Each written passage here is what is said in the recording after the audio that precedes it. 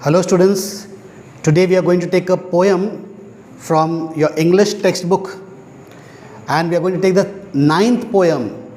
The name of the poem is Abu Ben Adhem by Leigh Hunt. आज हम जो कविता पढ़ने वाले हैं ये एक बहुत ही सुंदर कविता है। इस कविता का जो संदेश हमें जो मिलता है वह ये मिलता है कि सारे धर्मों से ऊंचा अगर कुछ है या सबसे बेहतरीन अगर कोई धर्म होगा वो धर्म जो है वो इंसानियत का धर्म है। आप चाहे कितना भी पोथी पढ़ ले, कुरान पढ़ ले, बाइबल पढ़ ले, लेकिन अगर आप में इंसानियत नहीं है तो आपकी जगह स्वर्ग में, परमेश्वर के पास में, खुदा के पास में नहीं है। लेकिन अगर आप एक उम्दा इंसान हो, अगर एक आप अच्छे इंसान हो तो फिर भगवान भी आपसे प्रसन्न हो जाते हैं। ये पोएम लिखी है ले हंट ने। ले हंट एक इंग्लिश राइटर है, एसेइस्ट है, नोवेलिस्ट है, पोएट है। वो खुले ख्याल वाले इंसान हैं। हम उनके बारे में थोड़ा जानते हैं और फिर हम इस पोएम को पढ़ेंगे और समझने की कोशिश करेंगे। ले Hunt was an English poet, writer and essayist. A firm liberal, Hunt claims through this poem that true worship is manifest through the acts of love and service that one shows to his fellow men and women.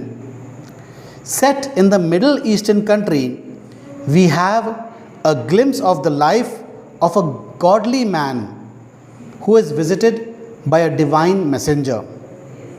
At first, Ben Adhem is disappointed to learn that his name is not among those who love God. He then asks his angelic visitor to at least include his name among those who loved other people. The next night, the visitor returns and shows Ben Adhem the names of all people who has been blessed by God. Ben Adhem is delighted to see his name heading the list. तो ये जो poem है ये middle east में set हुई है, Arabian countries में। कहीं तो भी ये अरेबियन कंट्रीज़ में, नाम से ही समझ में आता है अबू बेन आदम। तो ये कहानी जो है, ये पोएम जो है अरेबिया में, गल्फ़ कंट्रीज़ में कहीं तो भी सेट है। और इस पोएम के अनुसार अबू बेन आदम एक बहुत अच्छे इंसान थे। उस ज़माने में जो अरब में जो लोग रहा करते थे वो टेंट्स में, टेम्पररी टेंट्स बनाकर अपने तंबू में रहा करते थे।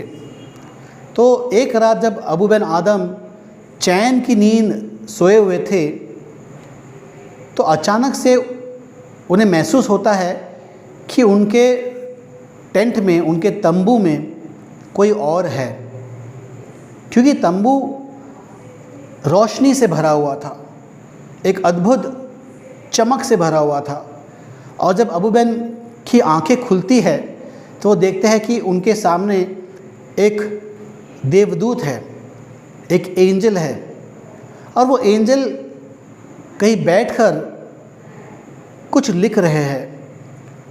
तो अबू बेन आदम उनसे पूछते हैं कि आप अपने किताब में क्या लिख रहे हो। किताब जो है सोने की किताब है, गोल्डन बुक है। तो वो एंजल कहता है कि मैं उन सब का नाम लिख रहा हूँ जो भगवान से बहुत प्यार करते हैं। तो अबू बेन खुद को तो जानते ही है, वो जानता है कि वो खुदा से बहुत प्यार करते हैं। तो वो उस एंजल से पूछते हैं, उस स्वर्गदूत से पूछते हैं, क्या मेरा नाम उस किताब में शामिल है? अगर आप होते और मैं होता तो हम भी शायद वही पूछते, क्या हमारा नाम उस किताब में शामिल है? तो वो एंजल उस नाम की लिस्ट देखता है और कहता है कि नहीं, आपका नाम इसमें शामिल नहीं है। तो अबू बेन थोड़ा सा डिसअपॉइंट ज़रूर होते हैं, लेकिन फिर भी वो काफ़ी चीयरफुल रहते हैं और कहते हैं कि भगवान से रिक्वेस्ट करना कि अगर वो एक किताब बनाएंगे जिसमें ये एक ऐसी किताब बनाएंगे जो अपने इंसान जो है वो इंसान से प्यार करता है, तो मेरा नाम कृपया करके उसमें ज़रूर शामिल करना। इस बात को एंजल सुन लेते हैं, नोट कर लेते हैं और वहाँ से चले जाते हैं। और अगले दिन फिर से वो वापस से उस तंबू में आते हैं। इस बार जब वो आते हैं तो इस एंजल की चमक कुछ और बढ़ जाती है, दुगना हो जाती है, बहुत ही ब्राइट लाइट से चमकते हैं। और अबू बिन आदम फिर से उठते हैं तो क्या देखते हैं कि वो एंजल वापस से आए हुए हैं और एंजल उसे किताब दिखा रहे हैं जहाँ पर खुदा ने, परमेश्वर ने उन्हें आशीष दिया है। परमेश्वर ने खुद अपने हाथों से उनका नाम किताब पर लिखा है। और ये वह किताब थी जो इंसानियत, जिसके पास भरपूर इंसानियत है, जो इंसानों से प्यार करता है। और तो क्या, अबू बिन का नाम इन सब के नामों से अव्वल नंबर पर रहता है। ये देखकर अबू बिन आदम बहुत खुश हो जाते हैं। तो पोएम आगे, अबू बिन आदम बाय ले हंट। अबू बिन आदम में हिज ट्राइब इंक्रीज। ये जो अरबिक लोग हैं, अरब के जो लोग हैं, जब किसी अच्छे इंसान का नाम लेते हैं, जैसा अगर हम हमारे गुरु का नाम लेते हैं, अगर हम किसी के पास में डांस सीखते हैं, किसी के पास में सॉन्ग्स सीखते हैं, तो जब भी हम अपने गुरु का नाम लेते हैं तो हम अपने हाथों से अपने कानों को हाथ लगाते हैं। ये हम अपने गुरु को आदर दिखाने के लिए हम ऐसा करते हैं। वैसे ही अरब के लोग जब भी किसी अच्छे इंसान का नाम लेते हैं, किसी पीर पैगंबर का नाम लेते हैं, तो उनके आगे कुछ और टाइटल जोड़ते हैं। तो अबू बिन आदम के आगे ये टाइटल जोड़ा गया है, मे his tribe increase. What does the poet mean by saying may his tribe increase? क्या अबू बिन आदम कोई ट्राइब के लीडर है? क्या वो उनके नेता है? नहीं। कवि चाहते हैं कि अबू बिन आदम के जैसे और इंसान इस दुनिया में शामिल हो जाए। ये अबू बिन आदम का ट्राइब है। ये ऐसा ट्राइब है जो इंसानियत में विश्वास रखता है। तो कवि पोएम स्टार्ट करते ही वो इस नोट पे पोएम को शुरुआत करते हैं, that Abou Ben Adhem may his tribe increase, may people like Abou Ben Adhem be multiplied in many folds. Abu bin Adam, may his tribes increase, awoke one night from a deep dream of peace, and saw within the moonlight in his room, making it rich and like a lily in bloom, an angel writing in a book of gold. Exceeding peace had made Ben Adam bold, and to the presence in the room he said, "What writest thou?" The vision raised his head, and with a look made of all sweet accord, answered, "The name of those who love the Lord." "And is mine one?" said Abu. "Nay, not so," replied the angel. Abu spoke more low, but cheerily still, and said, "I pray thee then, write me as one that love his fellow men." The angel wrote and vanished. The next night it came again with a great awakening light, and showed the names whom love of God had blessed. And lo, Ben Adam's name led all the rest. तो बहुत ही सुंदर poem है। अगर आप देखते हैं कि poem एक बहुत ही रिदमिक स्टाइल में लिखी गई है, एक प्रॉपर रिदम फॉलो कर रही है। Room, bloom, gold, bold, said, head, accord, lord, A B B, इस प्रकार का वो राइमिंग स्कीम फॉलो कर रहे हैं। अब इस पोएम को हम लाइन बाय लाइन समझने की कोशिश करते हैं। पोएम को मैंने एक स्ट्रेच में इसलिए पढ़ा है कि एक पोएम को जब हम रीड करते हैं तो उसका फ्लो जो है टूटना नहीं चाहिए, इसलिए मैंने एक सांस में सारी की सारी पोएम आपको पढ़कर सुना दी। पोएम को अगर हम लाइन बाय लाइन समझते हैं, अबू बिन आदम में हिज ट्राइब इंक्रीज, इसमें फिगर ऑफ स्पीच जो है एलिट्रेशन से स्टार्ट होता है।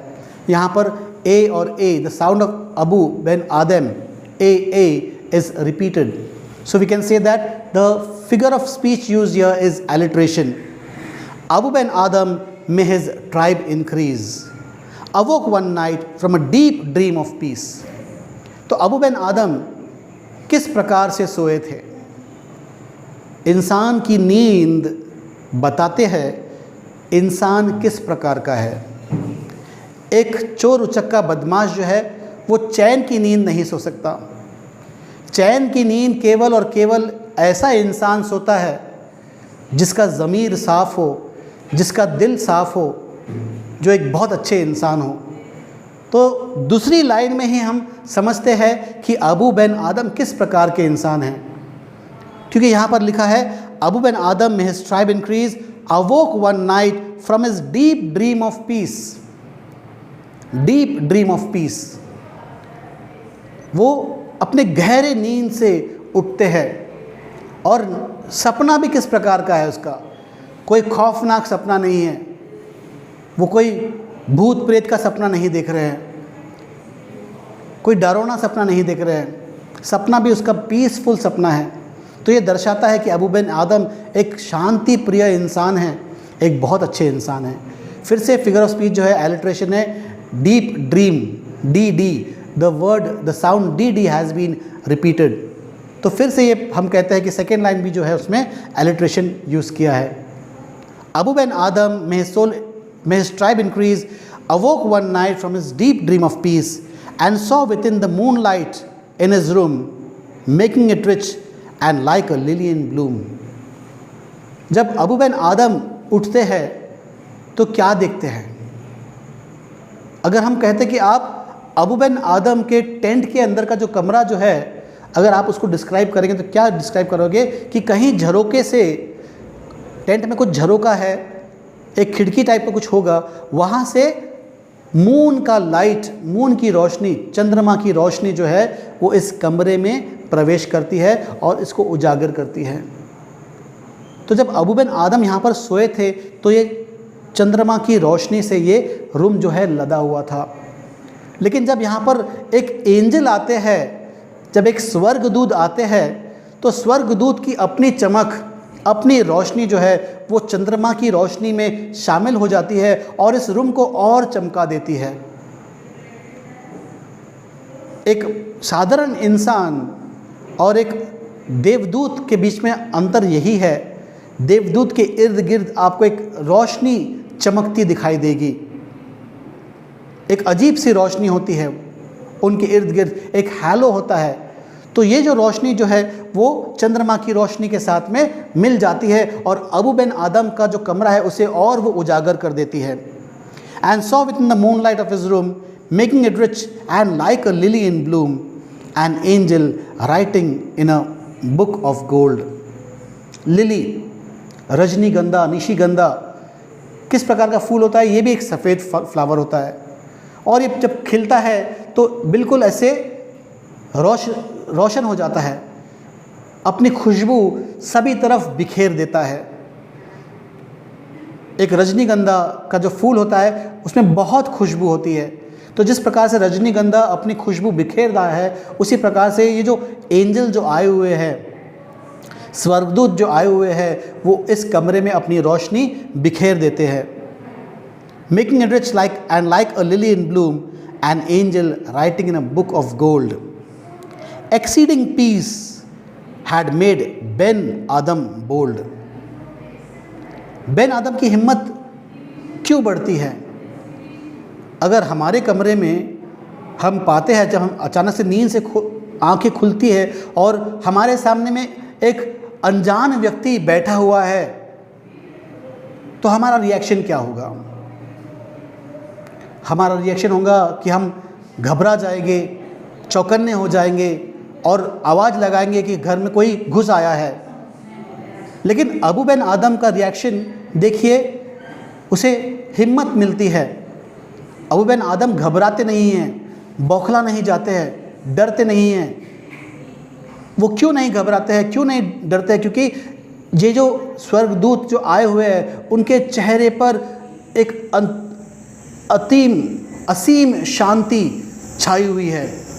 बहुत ही शांत चेहरा है उनका, इस शांत चेहरे को देखकर अबू बिन आदम की हिम्मत जो है वो बढ़ जाती है और वो इस स्वर्गदूत से बातें करने का साहस कर लेते हैं।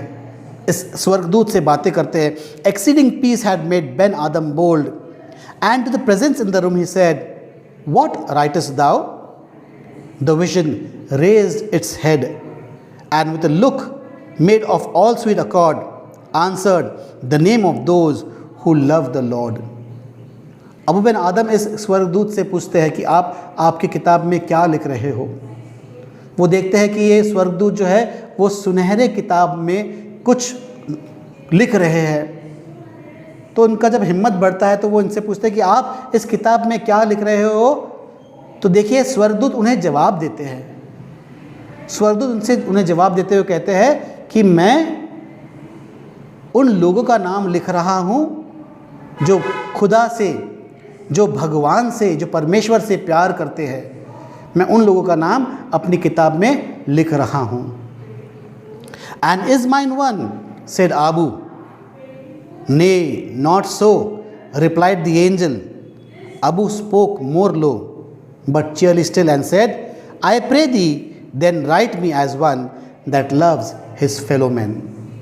तो जब वो एंजल से पूछते हैं क्या मेरा नाम इस किताब में शामिल है, इस लिस्ट में मेरा नाम है या नहीं, है ना, तो एंजल किताब के नाम में देखते हैं, पढ़ते हैं और कहते हैं कि नहीं, आपका नाम इस लिस्ट में, इस श्रृंखला में आपका नाम शामिल नहीं है।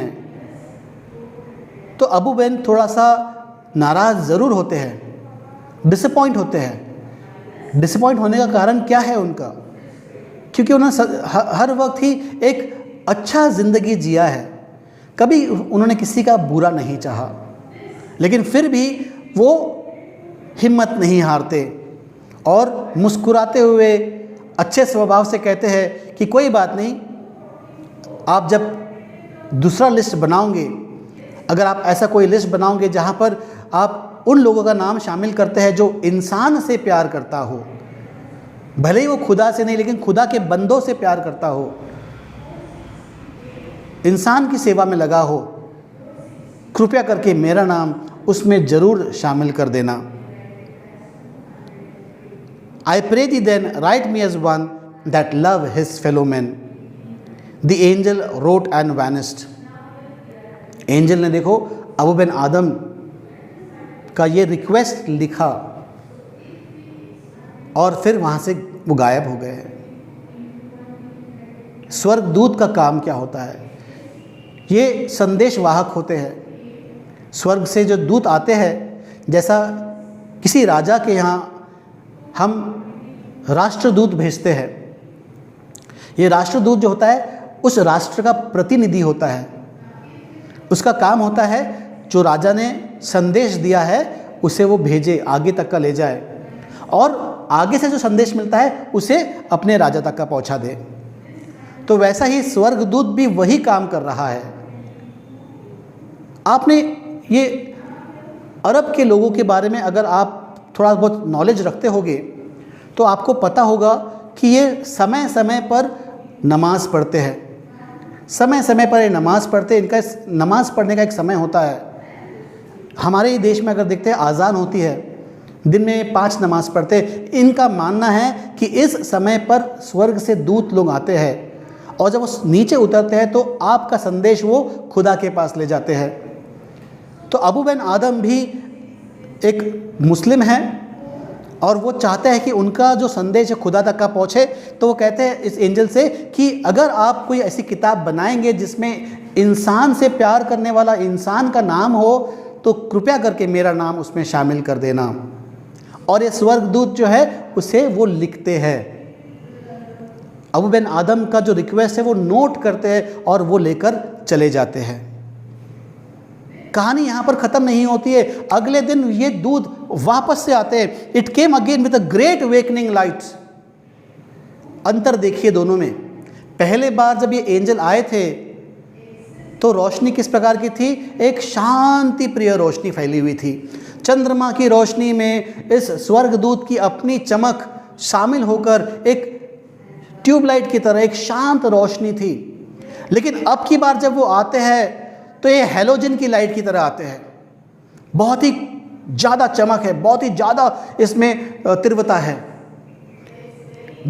It came again with a great awakening night and showed the names whom love of God had blessed, and lo, Ben Adam's name led all the rest.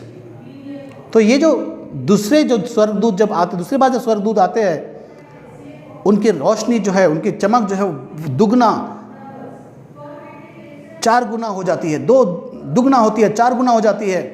इतनी तीव्र हो जाती है कि ब्राइट वेकनिंग लाइट है, इस रोशनी से ही अबू बिन आदम की नींद खुल जाती, इतनी चमक थी। और ये एंजल जो है, ये स्वर्गदूत जो है, वो अबू बिन आदम के लिए संदेश लाते हैं, दिखाते हैं कि देखो खुदा ने जो किताब बनाई है, आपने जो कहा है मानवता की जो किताब है, इस मानवता की किताब में सर्वश्रेष्ठ नाम जो है वो अबू बिन आदम का है। तो इस कहानी से, इस पोएम से हमें क्या शिक्षा मिलती है, हमें क्या सीख मिलती है कि सब धर्मों से ऊंचा धर्म होता है मानवता का धर्म, इंसानियत का धर्म। हाँ, खुदा को याद करना ज़रूर है, भगवान को याद करना ज़रूर है, परमेश्वर को याद करना ज़रूर है, लेकिन भगवान को याद करते करते आप इंसानियत ना भूल जाए। तो इस कहानी से, इस पोएम से हम एक बहुत अच्छा संदेश आगे ले जाते हैं। तो ये पोएम ना केवल आपके क्लास के लिए, आपके एग्ज़ाम के लिए एक सबक है, एक सीख है, ये पोएम आपके ज़िंदगी में एक नया चैप्टर खोलना चाहिए, आप में इंसानियत जगाना चाहिए।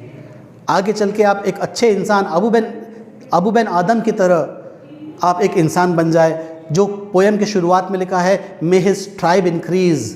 आप ऐसे ही अबू बिन आदम की तरह एक अच्छे मानवता बन जाए, एक अच्छे मानव बन जाए। इस उम्मीद से आज का क्लास मैं अंत करता हूँ, समाप्त करता हूँ। So this is Tyrone signing off for today. I will put up some questions for you. I hope you have enjoyed the poem, listening to the poem as much as I have enjoyed it, narrating it to you all, reading it to you all, and explaining it to you all.